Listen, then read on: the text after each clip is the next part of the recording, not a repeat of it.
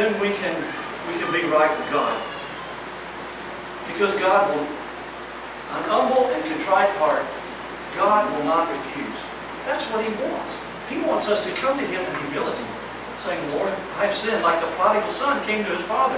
I'm not worthy to be called your son. I've sinned against heaven and against you. And God said, I can handle that. Come, I'll restore you. Kill the fatted calf, bring a ring, bring the robes. Let's celebrate. This, my son, was dead and he's alive again. God can deal with that. But what He can't deal with is a will that will not submit itself unto Him. He cannot deal with that. Because He gave us sovereign choice. He gave us the right to say no.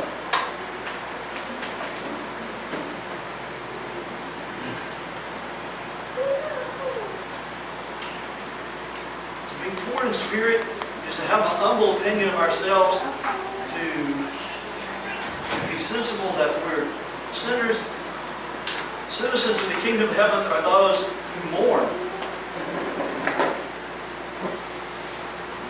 But to do so in a specific sense, over one's own spiritual poverty, one's sinfulness. And I'll tell you something else that I mourn about. I mourn about the creation that groans and travails together in pain until now. I mourn over what sin has done to what God created. I mean, when I look around and I see death, when I see suffering, when I see injustice, that makes me sad. It makes me unhappy. I don't like what's happened in God's world. So I mourn for these things like David did after his adultery with Bathsheba. So unless one is first poor in spirit, they will not mourn over their spiritual poverty. You know, Jesus said that not many rich, not many powerful will be called to the gospel. Not many rich and not many powerful. Why? Because they trust in themselves, they trust in riches. They don't trust in God. They don't recognize the temporal nature of things. You know what Proverbs says about money? And I'm sure that most of you who have some age are quite aware of this, that riches take wings and they fly away. Oh, I've got some money. And the first thing you know, here's some, there's some, there's some. And we're empty. It's all gone. You know, we're empty after the riches have taken wings and they have flown away. So you can't trust in the uncertainty of riches. You can't trust. Even very wealthy people sometimes are destroyed when certain things go very bad for them. And they are left with nothing. In 1929, there was a Black Friday in the stock market when people lost everything. I mean, completely wiped out. They had nothing left. And people were jumping out of windows because they were completely ruined. That's not Christianity. That's trusting in riches and not trusting in God. We need to seek first the kingdom of heaven. So we need to be meek. Blessed are the meek. That is the gentle, the easy to be entreated, but rather suffer injury than inflict it. The kind of people that will turn the other cheek, rather than continue the cycle of violence, the escalation of an argument, that they turn the other cheek and suffer and take the last blow. That's hard to do, you know.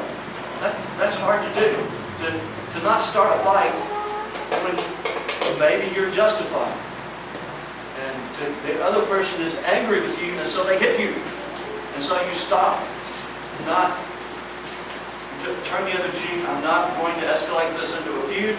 I'm not going to make this a permanent thing. I stop. I take the blow. And so that doesn't mean you can't defend yourself. If somebody's trying to kill you, if somebody's breaking into your house, you can defend yourself. You're not to be completely roll over and let people just do anything to you. But this is talking about feuding and about stopping an argument. If somebody is angry with you and you're in a fuss with someone, then take the last blow. Okay, suffer yourself to be defrauded.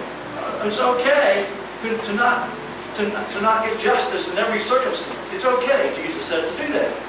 And we do that in the name of peace.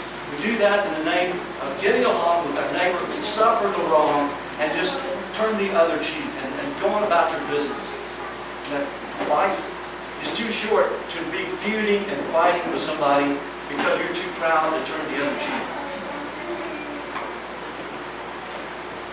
Blessed are the meek, for they shall inherit the kingdom. You look at